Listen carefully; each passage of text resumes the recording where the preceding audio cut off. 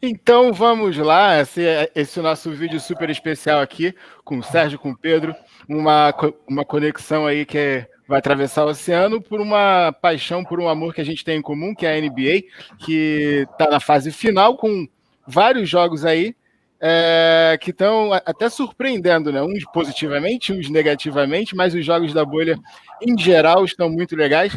Vou dar um tempinho para vocês se apresentarem, que aí a gente já fica íntimo e a gente começa as análises dos últimos 4 jogos. Vamos embora? Fala comigo, Sérgio. Quem é você na fila do pão?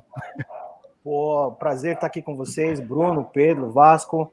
Eu sou analista de NBA aí do Playmaker, torcedor e fã dos Rockets, e vamos bater um papo aqui com os nossos amigos lá do outro lado do oceano, que fazem um belo trabalho lá com o projeto NBA Portugal, para a gente analisar o andamento das séries e projetar o que vem por aí para o torcedor e fanático da NBA. É isso aí. E você, Pedro? Quem é você na fila do pão? Olha, o meu nome é Pedro Porém, faço parte do projeto da NBA Portugal. Vai fazer agora um ano e sou adepto dos Toronto Raptors, por isso já sou campeão há uns aninhos valentes. É pena esta época ir acabar, porque assim era campeão 2019, 2020 e 2021, mas pronto. Mas vamos por aí e vamos agora conversar um bocadinho sobre a bolha, o que é que está a acontecer, a desilusão, a surpresa, vamos ver. Boa. O Raptors a gente vai falar já que salvou uma série eu ia falar no último segundo, mas não, foi no último 0,5 de segundo, né? É verdade. Não imagino. Eu quando vi o sexto do Daniel Tais e aquela jogada louca do Kemba, pensei, acabou a época dos Raptors e depois do nada, pelo menos há aqui uma resta de esperança. Eu acho que ainda assim vai ser muito complicado, mas pelo menos não vamos a zeros. Boa. E aí, por último, mas não menos importante, quem temos? O Vasco. Alô, eu também faço parte aqui da NBA Portugal e, ao contrário do Pedro, eu estou no outro lado, eu sou do Celtics, por isso eu e o Pedro temos aqui tido um despique, já não é de agora dos playoffs, já ao longo da época que nós também fazemos o nosso podcast e então andamos sempre aqui na picardia um com o outro. E sim, nós vamos falar então desse jogo entre os Celtics e os Raptors, mas sinceramente, eu como adepto dos Celtics não estou ainda muito preocupado por ter perdido aquele jogo. Muito bom. Meu nome é Bruno Rosa, eu sou colunista e cuido também das redes sociais da Playmaker, também sou comentarista esportivo. Então vamos começar logo com essa série, que logo, se já tem um torcedor do Raptors de um lado e um torcedor do Celtics do outro, vamos falar dessa série que o Celtics lidera por 2-1, dava tudo que ia ganhar o jogo 3, encaminhando para uma varrida, mas aí com 0,5, uma jogada surreal, uma cesta aí do Raptors no finalzinho, num passe sensacional do Kyle Lowry. E vamos então começar com o torcedor do Raptors, Pedro. O que você achou primeiro do jogo e depois da última jogada do último jogo? Olha, sinceramente, achei que o jogo 2, o jogo antes a este, o jogo 2 dos Raptors, gostei mais de os ver e acho que mereciam ter vencido mais o jogo 2 do que propriamente este jogo 3. Tendo em conta que vão para o último período nesse jogo a vencer por 8 pontos, o Marcus Smart, o Steph Curry rejuvenesce no Marcus Smart e desata a disparar triplos tudo que é lá no quarto período, e acho sinceramente que estes 3 minutos desvirtuaram muito o que aconteceu, embora eu achasse que os Boston, lá está, em 5, 6 jogos apenas tinham perdido um contra os Raptors, por isso claramente existe aqui um domínio e um matchup muito favorável aos Boston. Ainda assim, eu acredito muito no meu Nick Nurse, na equipa técnica dos Toronto, na equipa. Agora, também há aqui um fator que muita gente não está a falar, que é o subrendimento do Pascal Siakam. O Siakam fez uma época muito assinalável, chegou ao All-Star, é talvez para muitos a cara dos Toronto, e o que é certo é que a bolha começou, os playoffs começaram e ele não apareceu. A equipa está a ser carregada pelo Kyle Lowry, pelo Van Vliet, o Ibaka vai dando uma ajuda, mas se a principal cara, se quem ganha os milhões não aparece, aí torna-se complicado. E por outro lado temos os Boston com Tatum a crescer, que nunca mais acaba, o Marcus Smart em termos ofensivos está como nunca tínhamos visto, o Kemba Walker veio de lesão e está a fazer uns playoffs incríveis. não sentindo a ausência do Gordon Hayward. O Jaylen Brown também é um jogador fantástico, por isso, lá está. Vai ser muito complicado os Raptors levarem isto longe. Sinceramente, eu acho que hoje os Boston vai ser o jogo 4. Acho que os Boston têm tudo para fazer o 3-1, infelizmente para mim, mas podemos ver as coisas por duas perspectivas, que é verdade que os Boston, naquele lance que o OG Anunoby faz o triplo, falharam. E só podem estar lixados com eles mesmos porque tinham o jogo nas mãos, completamente seguro, agarrado, amarrado com um cadeado, e deixaram fugir. Mas por outro lado, e podem estar lixados com isso e agora servir de motivação extra. Por outro lado, é a primeira vez que os Boston são derrotados nos playoffs e os Raptors veem aqui este boost, este momento pode despoltar aqui um livrar de pressão e agora vamos tentar fazer as coisas como nós sabemos, como nós já conseguimos provar que sabemos. Por isso, eu acho que estou muito curioso para ver o início do jogo de hoje, a primeira parte, para ver como é que os Raptors se sentem em termos de pressão e como é que os Boston respondem depois daquela falha. Por isso vai ser muito curioso, mas ainda assim, infelizmente para mim, eu acho que os Boston hoje fazem 3-1. Talvez, eu acho que Boston em 6. Boa, vamos para o outro lado então, torcedor do Celtics, e eu quero, além dessa mesma pergunta do que achou do jogo, principalmente também da última jogada, queria saber uma coisa de você, Vasco.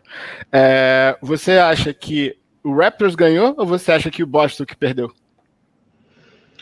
Como acabou o jogo e analisando a última jogada, lógico que foram os Celtics que perderam o jogo, não é? A própria equipa já veio dizer que foi muito mal defendido aquele último lance, porque estamos a falar, para além de ser um passe espetacular do Kyle Lowry, é um passe de uma ponta à outra, quer dizer... Por cima do toca-fall. Exatamente. E estamos a falar do Anunoby, que tem sido dos melhores jogadores dos Raptors nesta série. Não é um jogador que estava a lançar extremamente mal. Não, antes pelo contrário, o Anunoby já tinha feito no jogo 2 um grande jogo, defensivamente e ofensivamente. Neste jogo 3, igualmente, o Anunoby estava a lançar muito bem, principalmente de tiro exterior. E não se consegue perceber uma equipa dos Celtics que, a nível defensivo, tem sido do melhor que temos visto na liga, juntamente com os Raptors. Por isso é que nós olhamos aqui para as pontuações dos jogos entre os Raptors e os Celtics. Estão sempre aqui pontuações baixas, podemos considerar baixas, mas não é pela falta de qualidade da ofensiva, é mesmo porque ambas as equipas defendem muito bem e nós vemos que para criar lançamentos fáceis é muito complicado e é preciso aqui grandes jogadas e é aí que entra a qualidade de ambos os treinadores. Agora, analisando um pouco a série, eu comecei a dizer que não estava muito preocupado como adepto dos Celtics, mesmo perdendo este terceiro jogo. Porquê? Porque analisando um jogo 1, que foi um claro domínio, não é? O jogo 1 acaba por não ter muita história, porque só deu Celtics do primeiro quarto ao último. O jogo 2, já houve aqui um certo equilíbrio, e posso pegar até aqui nos números do Siakam, que temos falado aqui, que depois da saída do Leonard, falou-se muito que esta equipa agora teria que passar para as mãos do Siakam, mas a verdade seja dita, eu continuo a dizer que o Siakam não é a estrela de uma equipa. Acho que é um jogador muito, muito, muito interessante para uma segunda figura, mas sinceramente eu não vejo uma equipa a conseguir ser campeão com o Siakam, sendo o melhor jogador dessa equipa, e estes playoffs estão a mostrar exatamente isso. Depois não nos podemos esquecer que nós não podemos olhar única e exclusivamente para os números dos jogadores de uma forma individual, mas também temos que olhar para o outro lado e por quem é que eles estão a ser defendidos. O Jaylen Brown tem feito um trabalho espetacular contra o Siakam, tem dificultado imenso. Depois não nos podemos esquecer das double teams que o Marcus Smart faz. O Marcus Smart é um jogador extremamente inteligente a jogar sem bola. O Marcus Smart está a defender o seu homem, mas está sempre com o olho com o olho no jogador e com o olho na bola, e quando menos espera, lá está uma mão do Marcus Smart a interceptar um passe ou mesmo a fazer um roubo de bola. E do outro lado temos o Van Vliet, que é um jogador bastante parecido com o Marcus Smart nesse aspecto, que é um jogador ali muito rato, que nós dizemos em Portugal, consegue pôr ali as mãos no meio da confusão e ficar com a bola. Agora, exatamente por ambas as equipas serem muito boas defensivamente, eu olho para o talento individual e a meu ver, há mais talento individual nesta equipa dos Celtics. Eu olho para um Kemba Walker, eu olho para um Jaylen Brown, eu olho para um Jason Tatum, qualquer um deles consegue criar o seu próprio lançamento. E já nem falo do Gordon Hayward, que está de fora. E em momentos apertados, o Tatum consegue, contra qualquer jogador dos Raptors, fazer o seu próprio lançamento. Nós temos o exemplo desta última jogada do Kemba Walker, rodeado de 3 jogadores dos Toronto Raptors, consegue fazer um passe magnífico para o Daniel Tice, que acaba em afundando-se, e aí parecia que a série estava fechada, mas... Eu acho que tu preferias que o Daniel Tice tivesse afundado um bocadinho mais devagar. Não, acho que também não podia ser muito mais tarde, porque a diferença do shot clock com o game clock estava muito... não era 0.5, mas não havia ali grande diferença. Aquilo foi quase tudo perfeito. Eu acho que essa jogada do Celtics foi perfeita. Eu não mudava nada. E portanto, eu agora também olhando e depois analisando a forma como acabou este jogo 3, porque lá está, estamos a falar de um jogo 3, mas não é só um jogo 3. Era um ponto final na série. Eu acho que aí ninguém tem dúvidas nisso. Era um 3-0 e eu acho que os Raptors já não conseguiam nem animicamente voltar a esta série. Por outro lado, nós temos um treinador do Celtics que nunca vimos aquele homem exaltado. Ou seja, o Brad Stevens é um homem que está ali no seu lado do campo, em que transmite uma calma aos seus jogadores que é algo inacreditável. Nós nunca vemos aquele treinador nervoso. O jogo pode estar ali rasgadinho ali até o último segundo e nós podemos ver a confiança que o Brad Stevens tem no jogo, em que naquele último lance do Kemba Walker o Brad Stevens tinha 24 segundos para fazer um timeout e nem fez, deixou o jogo rolar e acreditou por completo na equipa e acabou por resultar e deixou a confiança total nos jogadores. Por isso acho que esta calma e mesmo esta ideia que vai passar para o balneário, tipo, ok, nós perdemos, mas perdemos porquê? Foi preciso fazerem este lançamento nos últimos segundos para nos derrotarem. Por isso nós continuamos com o nosso jogo, continuamos a defender como estamos a defender, a pressão continua do lado deles e tiveram a sorte de cair um triplo, tudo bem, mas não vai cair um triplo a 0.2 segundos de fim todos os jogos. Da mesma forma que o Marcus Smart também não vai lançar 5 triplos na última quadra, mas a verdade é que o Marcus Smart tem uma média de pontos ali quase nos 16, 17 pontos por jogo contra os Raptors, por isso também não é assim de estranhar que o Marcus Smart consiga ali os seus double digits na pontuação. Por isso, concluindo, eu acredito que se os Celtics ganham hoje, e acredito que vão ganhar, a série pode muito bem acabar em 5. Boa. Ô, Sérgio, duas perguntas para você para a gente fechar esse jogo. A primeira é exatamente essa: quem leva o jogo de hoje? E a segunda é um ponto que foi levantado agora. O Siakam, ficou provado que ele não pode ser o Batman, ele é o Robin em todos os times, ele é sempre a segunda figura. Ficou provado isso, ou você ainda acha que ele pode ser a estrela principal de um time para liderar aquele time ao campeonato? Tá sendo o batismo dele, né? O batismo de fogo, né? Como o Pedro bem colocou, ele não apareceu aí na bolha da NBA ainda, ele tá jogando muito mal.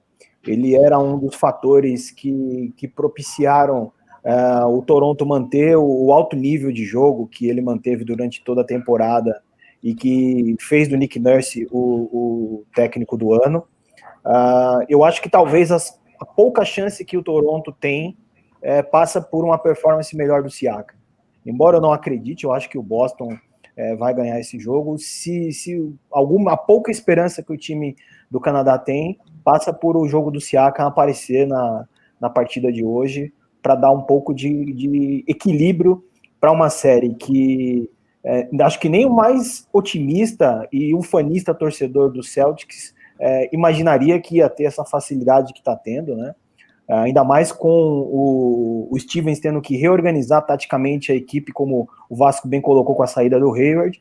Mas o que o Jaylen Brown tá jogando é impressionante. Ele e o Jason Tatum têm feito uma série quase que impecável. E no último jogo veio o Marcus Smart, guardou 5 de 3 lá e não tem... Sabe, é como o Vasco colocou, tem mais talento do outro lado para fazer a diferença. Nurse é um belo técnico, ele fez ajustes importantes para poder melhorar a competitividade do time, tanto no jogo 2 quanto nesse jogo 3, mas estava com a bola perdida, novamente, né? Então, eu acredito que Boston leva essa série, ganha hoje 3-1 e encaminha para fechar em 5.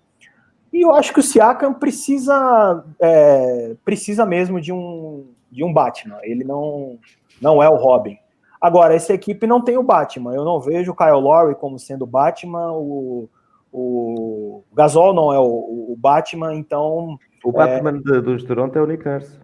É o Nick Nurse, e ele não arremessa a bola. Então, na hora H, ele precisa que alguém o faça. Então, pode ser que com uma eliminação precoce, além da final do leste, o time do Raptors tenha que repensar aí o seu roster para o ano que vem para poder... Giannis, é o Giannis. buscar um franchise player. Nós vamos chegar na polêmica do Giannis já, mas...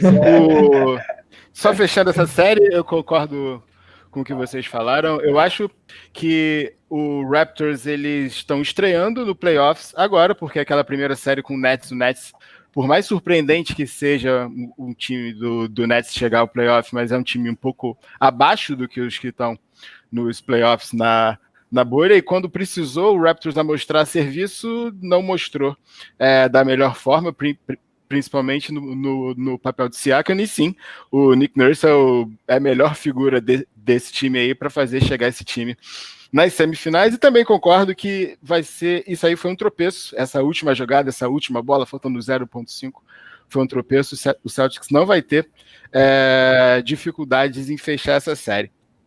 O outro jogo que vai fechar a noite de hoje, que já teve o jogo 1, é a série de Nuggets e Clippers. O Clippers passou o carro, não tomou conhecimento do Denver Nuggets. Clippers lidera a série de 1-0.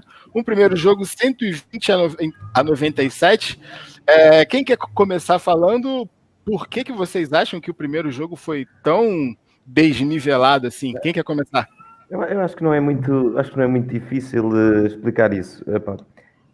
Se vocês repararam, depois do Game 7, o Jamal Murray, depois da conferência de imprensa, nem sabia que ia jogar 2 dias a seguir. E se formos analisar bem, os Denver Nuggets tiveram 3 Game 7. 3 jogos em que ganhas ou vais embora. E a energia que gastaram para sair da primeira ronda, é óbvio que em 2 dias não se recupera. E não é só isso. Do outro lado também temos que ver que os Clippers são uma das equipas, se não são a equipa mais profunda, estão lá perto, e recheada de talento por tudo que é lado. E realmente não foi fácil, conseguiram o primeiro quarto nivelar bem, mas depois a partir daí foi um atropelo enorme. Eu acho mesmo que esta série dos Nuggets com os Clippers, tendo em conta a dificuldade tremenda e o esforço imenso que os Nuggets tiveram que passar para passar para a segunda ronda, esta série dos Heat com os Bucks acho que vai ser a que tem menos história das meias finais. Eu acho só um ponto aqui para enriquecer. Tem o fator, né, da energia, como você falou. Eles acabaram de jogar o jogo 7, foram diversos jogos 7, e tem o fator também desconcentração, né? Eles estavam totalmente focados em uma série, em um momento, e ter que virar a chave para outra é difícil. E se a gente vê o primeiro quarto, foi um 31-31, mas aí depois acabou a energia, acabou a concentração, 38-20, 22-16, e aí no último quarto ali, quando já estava ganho, meio que igualou de novo. Vamos lá, Vasco, fala comigo. Não, é um pouco de tudo, e o principal problema dos Denver Nuggets é que acaba uma batalha contra os Utah Jazz e a seguir apanham uma equipa muito mais forte. Ou seja, se fisicamente, mesmo acreditando que os Denver Nuggets tinham fechado a série deles em 4 jogos e estavam numa condição física perfeita, eles já não iam ser favoritos para esta série. Ou seja, os Clippers iam ser sempre os favoritos. E agora, acrescentarmos a isto o cansaço, a fadiga muscular e emocional que foi aqueles jogos contra os Utah Jazz, que foram todos rasgadinhos ali até ao último segundo, até ao último lance de bola.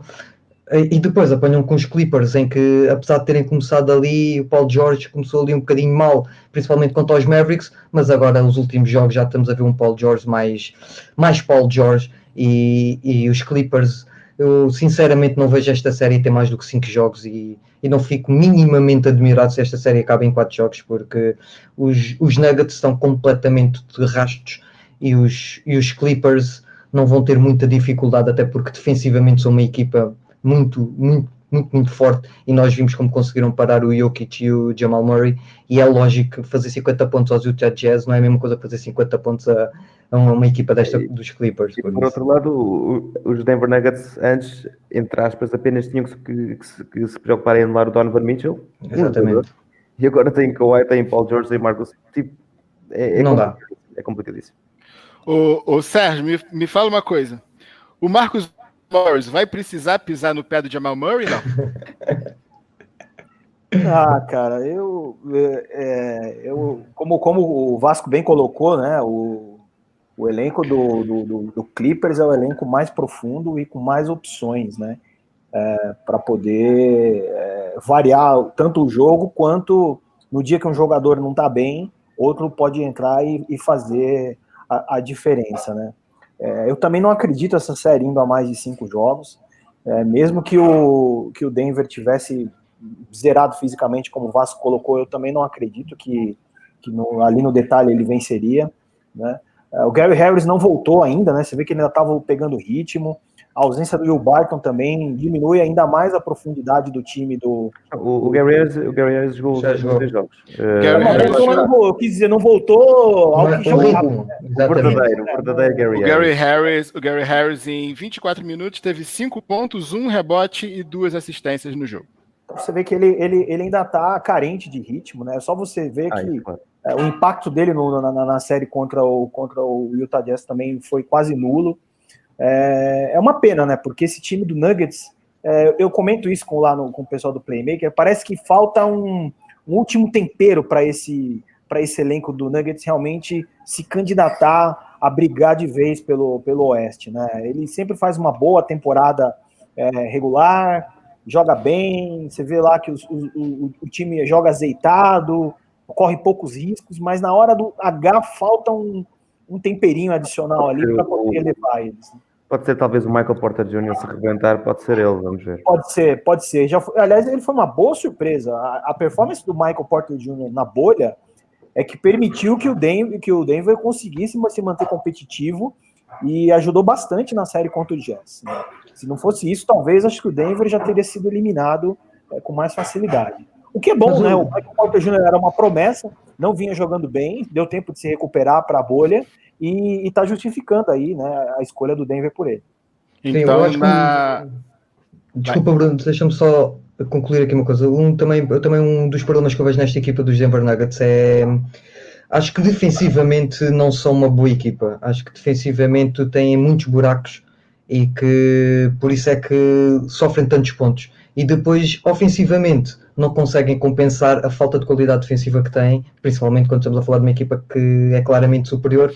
Daí agora eu já tenho ouvido muitos podcasts em que muitas pessoas começam a pôr a mesma razão que punham os Raptors antes de começar os playoffs como uma das principais ameaças, nunca pelo motivo ofensivo, mas sempre pelo que apresentavam defensivamente. Agora usa-se o mesmo argumento para esta equipa dos Celtics, exatamente por isso, porque defensivamente, e não é por acaso que nós já ouvimos muitos jogadores a dizer que os campeonatos ganham-se a defender, na defesa, exatamente por isso, porque equipas como os Denver Nuggets, que ofensivamente nem sequer são das melhores, têm a sua qualidade e têm as suas principais estrelas no Jokic e no Jamal Murray, mas depois se defensivamente não conseguem corresponder à qualidade que têm ofensivamente, dificilmente conseguem ganhar um campeonato. Então, é opinião geral, então, que no jogo de hoje, mais uma vitória do Clippers, um jogo mais complicado hoje ou mais uma lavada? Mais um sacode? Eu acho que não vai ser tão feio. Eu acho que não vai ser tão feio, apenas porque pelo menos o Michael Malone já teve algum tempo para se preparar e para preparar alguns detalhes, corrigir algumas coisas, mas acho que vai ser muito complicado os Nuggets roubarem aqui um jogo, só mesmo se os Clippers adormecerem um bocadinho num determinado jogo em que isso acontece. Eu acho que os Clippers hoje ganham outra vez por mais de 10. Boa. Um outro jogo, então vamos para o dia seguinte. O primeiro jogo de ontem, mais uma vitória do Miami Heat, 115-110 em cima do Milwaukee Bucks. Eu quero saber do Sérgio se essa vantagem de 3-0 surpreende. Você esperava uma série mais equilibrada entre o Miami Heat e o Milwaukee Bucks? Eu esperava uma série um pouco mais equilibrada, embora eu já apostava na subida de produção do Miami, e inclusive coloquei o Miami como finalista do leste, né? É impressionante o bom trabalho que o Spoelstra faz com esse roster do Miami Heat. Goran Dragic jogando um basquetebol belíssimo. O Butler teve problema no jogo 2, mas ontem voltou a colocar a bola debaixo do braço de novo e tomar conta do jogo. Agora, principalmente a defesa zona do Spoelstra está machucando muito o time do Bucks, né? Era aquilo que a gente já vinha conversando, né? Eu desde sempre acho o time do Bucks um time superestimado. Giannis Antetokounmpo, embora seja candidato a ser MVP novamente, também é um jogador superestimado. que vence muitos jogos em cima da força física, diante de armadores que não têm o mesmo explosão ofensiva que ele. E o time, sem poder fazer o seu melhor basquetebol coletivo, né, tendo que depender muito do Brook Lopes. O Brook Lopes, se você olhar os números dele, ele vem fazendo uma baita série, mas vem sendo insuficiente para manter o time com alguma chance de fazer frente a essa bela equipe do Miami Heat. Eu sou fã declarado do Spoelstra, então eu acho que fecha 4-0 com tranquilidade amanhã, mas esse desequilíbrio desse tamanho realmente me surpreendeu. O Brook Lopes, você comentou, ele teve aí 38 minutos em quadra, 22 pontos, 6 rebotes e nenhuma assistência. O Pedro, uma coisa que foi falado muito essa semana a respeito do Antetokounmpo é que ele poderia ser um Pippen e que precisava de um Jordan, e ele não seria o principal jogador.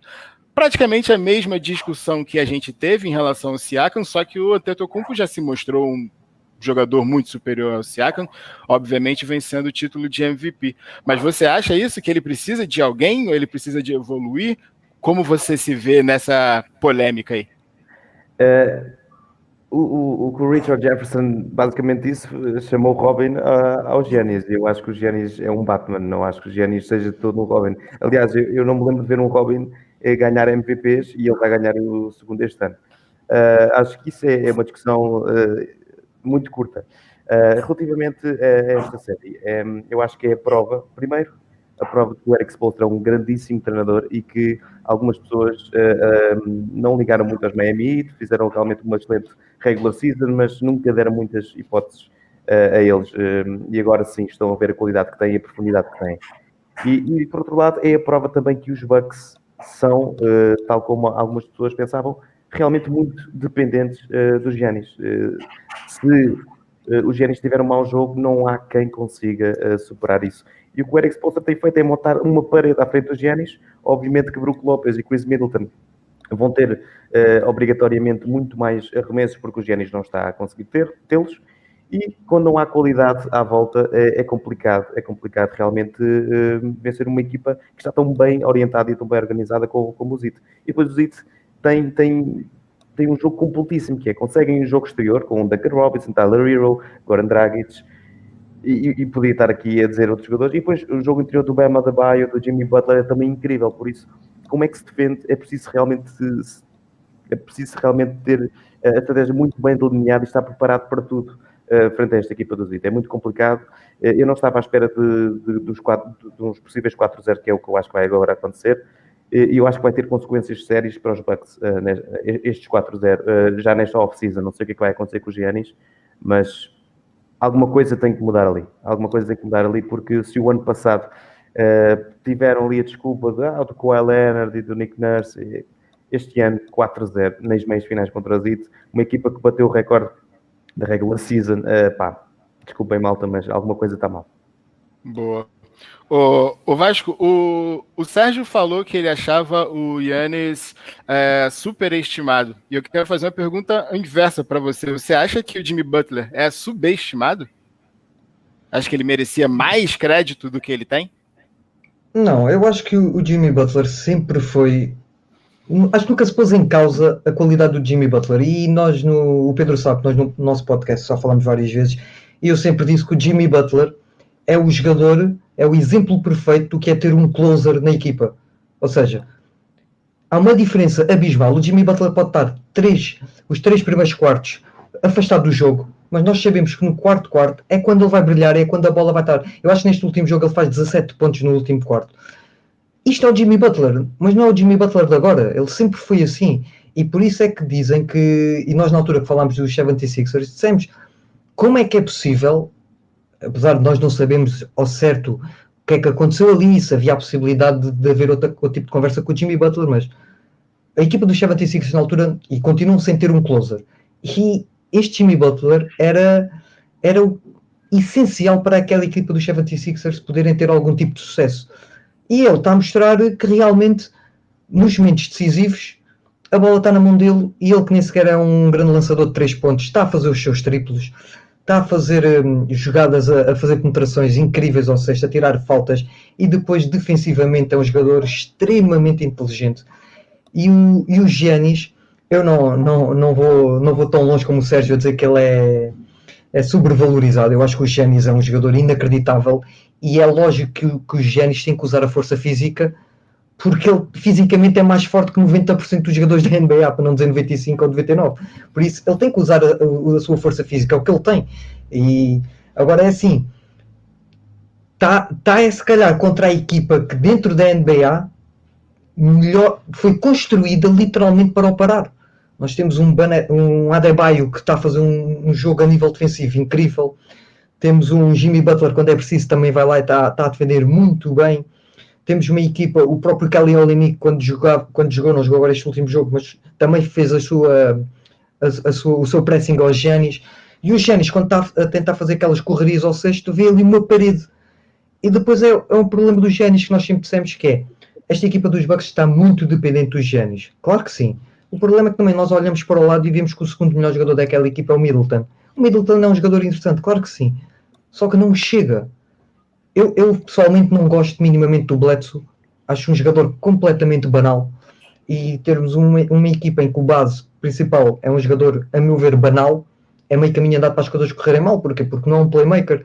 E depois temos que dar a bola aos Giannis, para os Giannis criar. Não, o Giannis não é o jogador que vai ter que criar para uma equipa.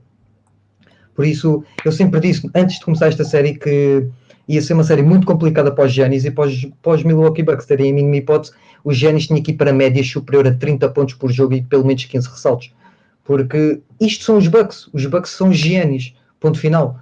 E nós sempre dissemos que, se formos olhar para os melhores jogadores de todas as equipas da NBA, os Milwaukee Bucks são provavelmente a equipa que mais depende de um próprio jogador. Não é por acaso que o Giannis, a nível da NBA, é o jogador com mais bola na mão quando está dentro da quadra. Exatamente por isso, porque todo o jogo do Milwaukee Bucks passa pelas mãos do Giannis. Nem o James Harden nos Rockets tem a bola tantas vezes na mão como o Giannis. E o Giannis ainda tem muitas debilidades no que significa ser um playmaker. Ainda tem algumas dificuldades em perceber quando é que tem que largar a bola, porque lá está, um jogador muito grande, quando começa a driblar, jogadores mais baixos e mais rápidos têm alguma facilidade em conseguir tirar a bola. Por isso, acho que já é muito tarde para os Bucks. Acho que esta série foi muito mal planeada pelo Budenholzer. Acho que não percebeu bem. E se podemos dizer que os Milwaukee Bucks defensivamente eram do melhor que havia, mas era dentro da área pintada. O problema é que estes Miami Heat, a principal força dos Miami Heat são os tiros exteriores. Temos um Duncan Robinson que está com uma porcentagem de lançamentos equivalente a um Steph Curry, e depois temos um Dragic que está a fazer uns playoffs inacreditáveis. Sensacional. O próprio Kelly Olynyk lança de 3, Kendrick Nunn lança de 3, o Hierro está a fazer uns playoffs incríveis. Acho que contra os Bucks todos os jogos fez pelo menos mais de 10 pontos.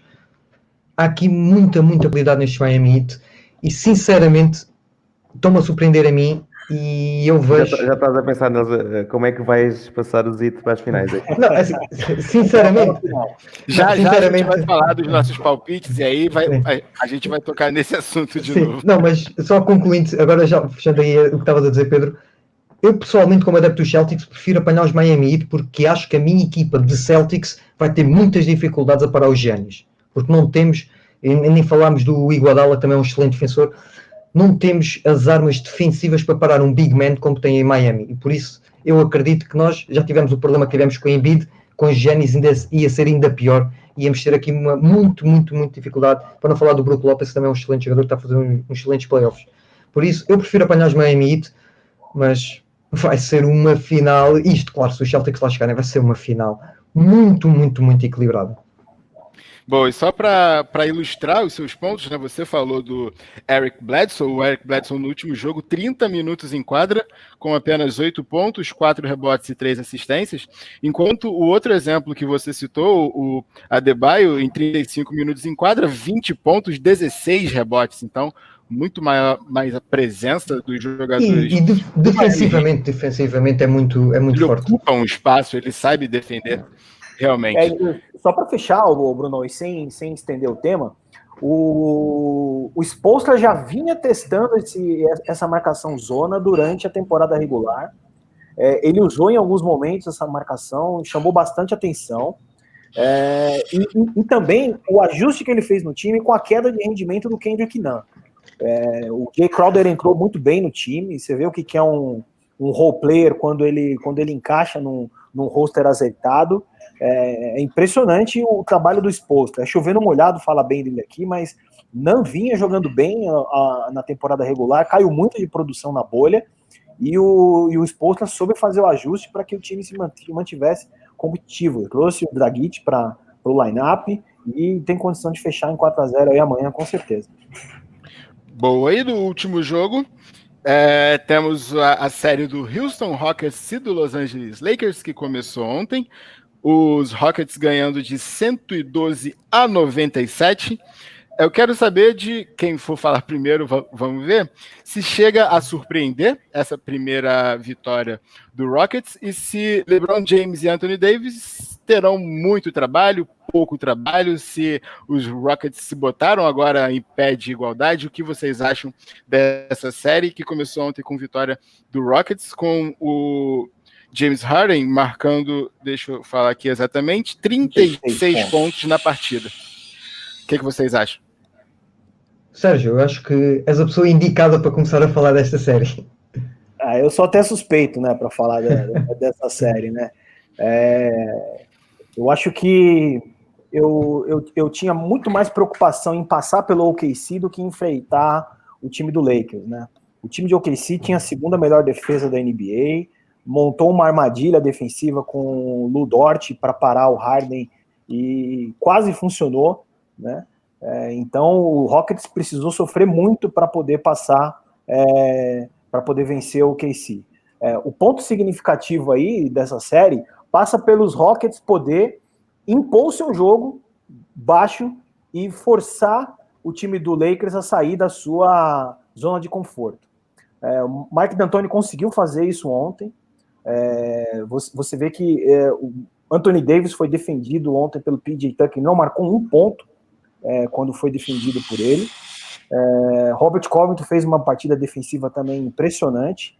Agora, eu já havia dito isso anteriormente, o Barba faz o melhor playoff dele desde que ele chegou a Houston.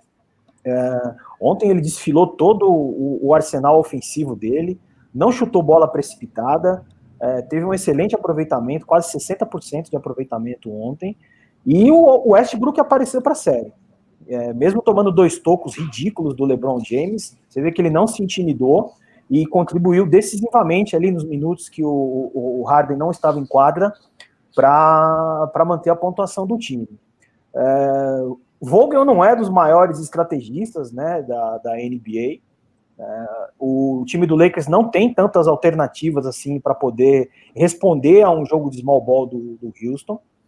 Eu, particularmente, estou bastante otimista com essa série.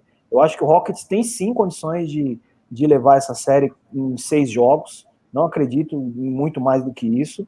Mas principalmente por conta de que o time está conseguindo encaixar o seu jogo no momento certo. O Westbrook voltando a ter um ritmo interessante. Não podemos nunca subestimar a vontade, a fome, o potencial de LeBron James do outro lado, né? Mas o Lakers sem LeBron James não teria pegado nem playoff. Então, quer dizer, a gente tem um time que, com o Batman, com o papai LeBron, que nem diz o Rômulo aqui no Brasil, com o King James, é um postulante a título pelo que é o LeBron James, né? Mas que sem ele, quando ele está fora de quadro, tem muita dificuldade em manter o nível, né? Vai sobrecarregar demais o Anthony Davis. Anthony Davis tem tido uma minutagem elevada já nesses playoffs. Então eu vejo com uma boa perspectiva uma série que tem tudo para levar o Rockets de volta à final da NBA, da Conferência Oeste. Eu acho que o time do Houston tem mais peças para pontuar do que o Lakers, né? Você vê aí o terceiro maior pontuador do Lakers ontem foi o Alex Caruso. Então ali fica LeBron e Anthony Davis muito sobrecarregados, enquanto No Houston, Eric Gordon, James Harden, Russell Westbrook trabalhando bastante, o Austin Rivers entrou bem com 10 pontos. O que você acha, Pedro? O que você acha que vem por aí nessa série?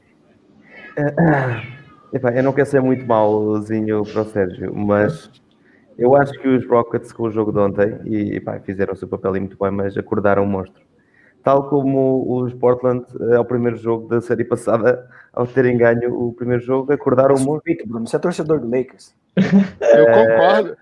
A minha opinião é a mesma da do Pedro até agora. Eu acho que vai ser igualzinho Portland. 1-0 e agora? Tomou 4. Eu acho que fez muito mal aos Lakers este período de muitos dias sem jogar, enquanto os Rockets estiveram em competição e a ser desafiados, mentalmente ativos. Os Lakers não entraram muito adormecidos, muito desligados. O AD e o LeBron claramente, o LeBron menos, mas o AD claramente um bocadinho a ver o que é que isto vai dar. E agora eu acho que não vai ser bonito o jogo 2. Acho que não vai ser mesmo bonito. E sinceramente eu acho que o Sérgio tem razão quando diz que vai acabar em 6 ou em 5, mas eu vou para os Lakers. Acho sinceramente que os Rockets, em termos de peças e de jogo ofensivo, é claramente uma equipa complicada, mas em termos defensivos, tendo em conta o matchup das duas equipas, não estou a ver como é que os Rockets vão sobreviver. O principal desafio dos Lakers é quando o LeBron ou o AD tiver um mau jogo, alguém vai ter que sobressair. E esse sim é a principal esperança que o Sérgio tem que ter, porque realmente não há uma terceira peça. O Kyle Kuzma é muito inconstante, o Danny Green também é muito inconstante, o KCP igual, enfim. Mas eu acho que ontem os Rockets acordaram o playoff LeBron e o Anthony Davis também vem depois de 0 pontos contra PJ Tucker, embora tenha feito 25 ao todo. Eu tenho pena dos Rockets no próximo jogo.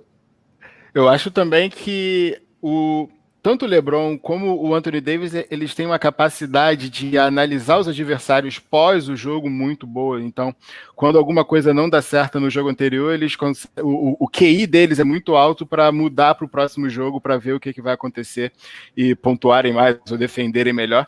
Enquanto o Westbrook, a gente sabe que ele é um leão, que ele vai correr para lá e para cá, mas se tiver uma parede na frente dele, ele vai dar com a cara na parede, voltar até a parede cair, ele não vai meio que desviar. O que você acha disso, Vasco, da série e dos dois principais jogadores dos dois times?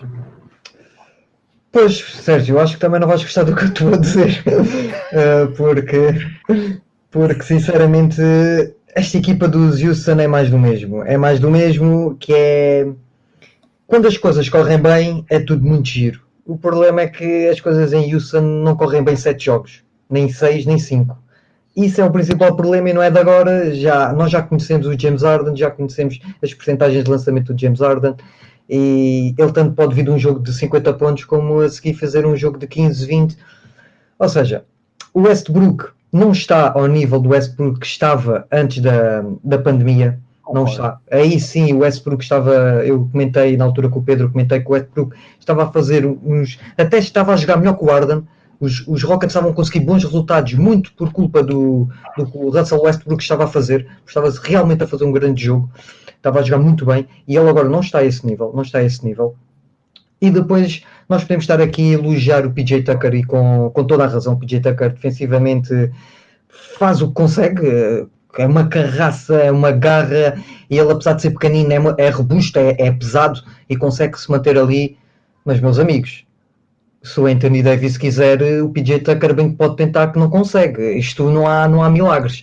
E é o que e por isso eu até podem já aqui escrever a minha hot take para hoje. O Anthony Davis no próximo jogo vai fazer mais de 40 pontos, mas é clarinho. Porque isto é tudo muito giro e podemos estar aqui a dizer que o Anthony Davis não pontuou nenhum ponto com o PJ Tucker, mas é de mérito do Anthony Davis, porque é uma diferença abismal de tamanho e de força, não há aqui muito a fazer. E não nos podemos esquecer que o Anthony Davis não é apenas um jogador alto e com força. O Anthony Davis é um jogador que consegue lançar de fora, consegue ter um jump shot, ou seja, o Anthony Davis para mim é top 5 da liga facilmente. E depois, se juntarmos um Anthony Davis e um LeBron James, o LeBron James nesta altura, e quase toda a carreira, é um jogador que nós podemos garantir os seus números. É lógico que há dias em que consegue, se calhar, ali passar a barreira dos 30 e 40 pontos, mas nós sabemos que o LeBron James nesta fase da sua carreira vai andar muito perto do triplo-duplo, não há aqui nada que enganar. Não. E isso não podemos garantir isso de um James Harden ou de um Westbrook. Tanto tem um jogo monstruoso como a seguir estão na moto de baixo. E em relação aos problemas que vocês levantaram de que esta equipa dos Lakers realmente tem aqui duas super estrelas e que depois o restante plantel é bastante mais limitado, acho que aí não há dúvida absolutamente nenhuma, né? Nós temos dois jogadores que são top 5 da liga e depois temos jogadores que, apesar de ter ali duas ou três peças interessantes, são depois jogadores em que está tudo dependente de LeBron James e Anthony Davis. Mas esta equipa dos Lakers foi montada desta maneira. Agora, é lógico que faz falta ali um Avery Bradley, principalmente a nível defensivo, é um jogador extremamente interessante, que agora não existe. Mas esta equipa dos Lakers, contra estes Rockets, ainda não se vai sentir esta falta de profundidade e esta falta de qualidade, se quisermos assim chamar, dos role players deles. A conversa será outra contra uns Clippers, porque aí sim, aí vai ser um grande problema haver só aqui duas super estrelas e depois os restantes jogadores estarem um nível abaixo. Mas falando agora neste jogo, concluindo, dificilmente os Rockets, eu dou 6 jogos, acredito que os Rockets consigam ainda conseguir mais uma vitória, mas 4-2 para os Lakers. Boa. A gente já falou mais ou menos do que a gente acha que vai acontecer nos próximos jogos, né? Que seria o nosso próximo tópico. Então vamos fazer uma coisa diferente.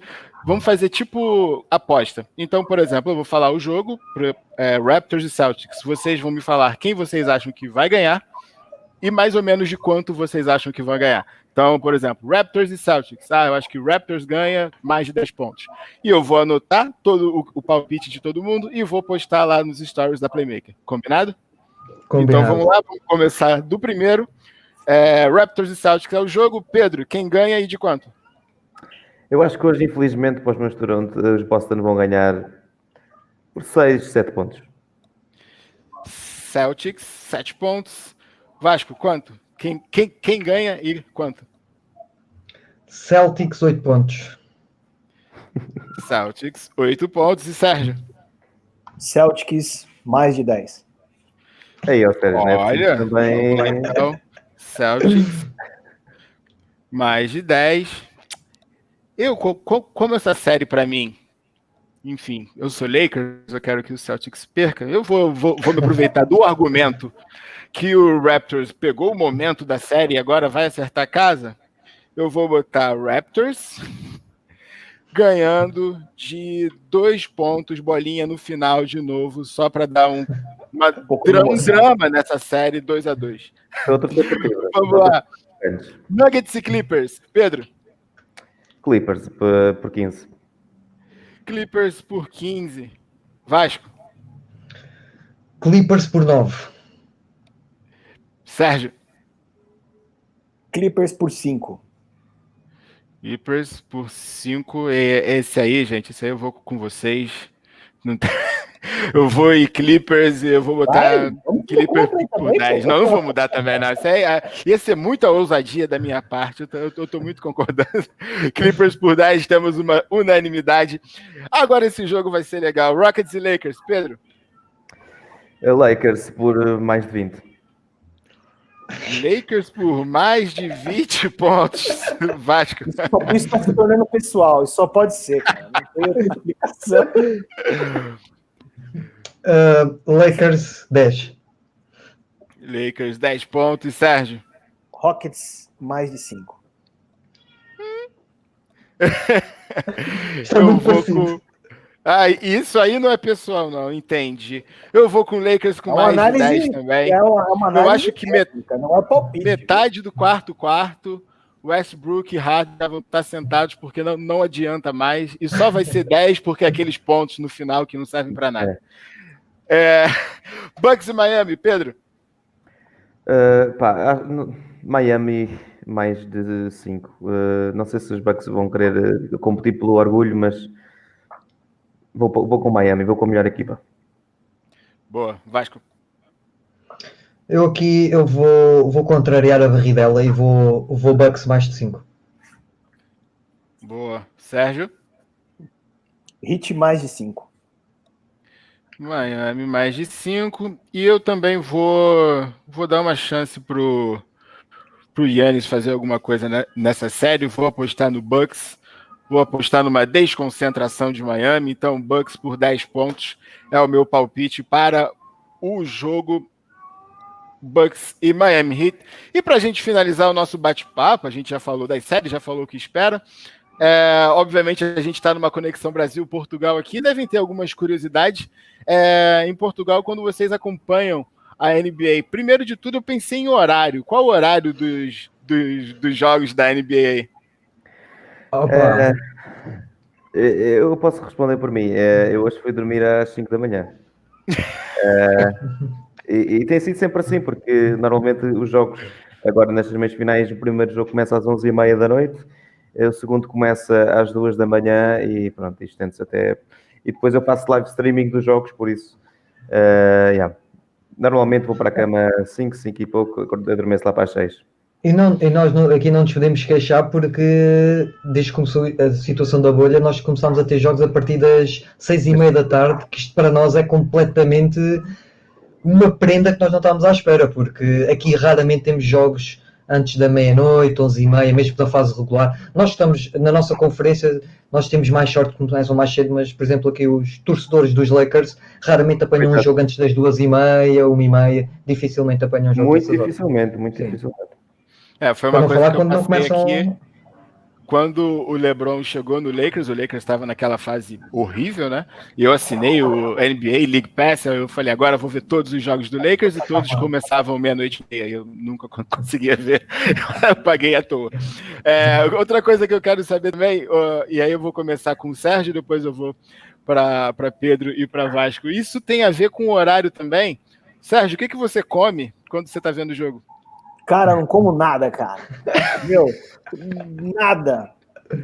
Olha, é impressionante, porque eu fico muito tenso assistindo os jogos, né?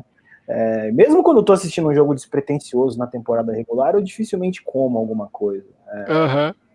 A gente tem eu tenho um grupo de amigos aí que acompanha bastante, eles põem cerveja para gelar, tomam um pack de Heineken. É óbvio.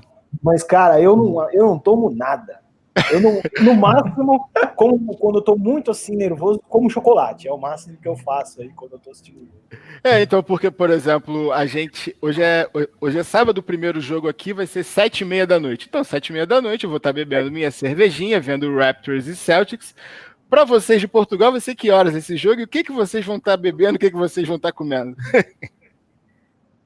Deixa-me só primeiro confirmar, porque eu acho que é às 11h30. É às 11h30, hoje é às 11h30. Amanhã é que é às 8h30, o jogo do Zito com os Bucks. Ok, 11h30. Eu sou como o Sérgio, não costumo comer nada. Normalmente, se comer alguma coisa é no intervalo, mas vou bebendo a minha aguinha, também como estou live streaming na Twitch, também não me dá jeito a conversar e a comer, é muito raro. Bebo só uma aguinha e se tiver realmente muita fome, como alguma coisa no intervalo, mas não é meu costume comer a ver os jogos. Vasco, tem alguma coisa? Opa, eu já era assim no futebol. Eu antes de ter esta paixão pela NBA acompanhava muito o futebol e na altura, quando era futebol, não me fala em comida porque ficava ali vidrado. Só que ao contrário do futebol na NBA, pegando no exemplo do último lançamento Anunoby contra os Celtics, custa, mas por outro lado a paixão pelo desporto vem ao de cima e conseguimos apreciar aquele momento e dar 2 passos atrás a dizer, pá, perdemos, mas também temos que bater palmas porque foi uma jogada espetacular. Consegues apreciar porque foi 2-1, porque se fosse no Game 7 não apreciavas. Estivemos a falar daquele lançamento do Kawhi contra os 76ers o ano passado, se calhar dificilmente algum adepto, se calhar agora que já passou um ano já é mais fácil olharem para a jogada e realmente verem a beleza da jogada, mas não, também não costumo beber nem comer nada, mas também é um pouco por causa do horário, né? Nós aqui às 11h30 já jantámos. Já não... Beleza, galera. Então aí, fechamos o nosso bate-papo, falamos um pouquinho sobre todos os jogos, falamos das nossas previsões, até para as outras séries, dos nossos palpites para os jogos do final de semana. Vou colocar os nossos palpites lá nos stories da Playmaker, então galera que for ver esse vídeo já cola lá e pode cobrar a gente depois. Vou pegar o @ de todo mundo, vou marcar lá para todo mundo ir e cobrar a galera, tanto o Pedro como o Vasco, como o Sérgio, como a mim também. Algumas palavras finais, Vasco, Pedro e Sérgio, para a gente finalizar o nosso bate-papo. Olha, eu posso começar, pá, só para agradecer o vosso convite de participarmos aqui no vosso podcast e podemos estar aqui neste bate-papo, porque é sempre um prazer falarmos da NBA e compartilharmos esta paixão com outras pessoas que sofrem desta doença que nós sofremos. Por isso, muito obrigado pelo convite, foi um prazer estar aqui a falar da NBA. Boa. Pedro? Eu faço minhas as palavras do Vasco, muito obrigado pelo convite. Felizmente, durante a quarentena / pandemia, conhecemos, por causa de um projeto da NBA Portugal, muita gente do Brasil e muita gente boa e fixe e para conversar, e fico sempre contente de atravessar o oceano para conversar sobre a NBA, que é a paixão que nos une a todos aqui. Por isso, muito obrigado. Sempre que quiserem, apitem que a gente está cá. Sérgio. Agradecer aí a participação dos amigos aí do projeto da NBA Portugal, o Pedro, o Vasco. O pessoal faz um trabalho bem bacana lá também, bastante apaixonados, e eu acho que a gente precisa estimular e incentivar cada vez mais a discussão desse esporte em alto nível, para que a gente possa disseminar o interesse, buscar novos fãs para a NBA, que de tabela também a gente vai buscar fãs para o basquete, e o basquete aqui no Brasil voltar a ter alguma relevância também no cenário mundial. Obrigado ao pessoal aí pela participação, e vamos ver se a gente vai sorrir ou vai chorar no final dessa temporada. Boa, galera. Eu agradeço a participação de todos vocês e todos vocês que estão ou ouvindo ou assistindo. Bom dia, boa tarde, boa noite. Acompanhem a NBA e quem sabe a gente não volta também para falar um pouquinho mais das fases seguintes, das próximas séries, e fazer essa resenha, porque, como o Vasco falou, é muito legal a gente fica aqui trocando ideia sobre basquete, ficar conversando sobre algo que a gente ama. Então, foi um prazer estar aqui com vocês, um prazer estar aqui moderando o nosso bate-papo, e até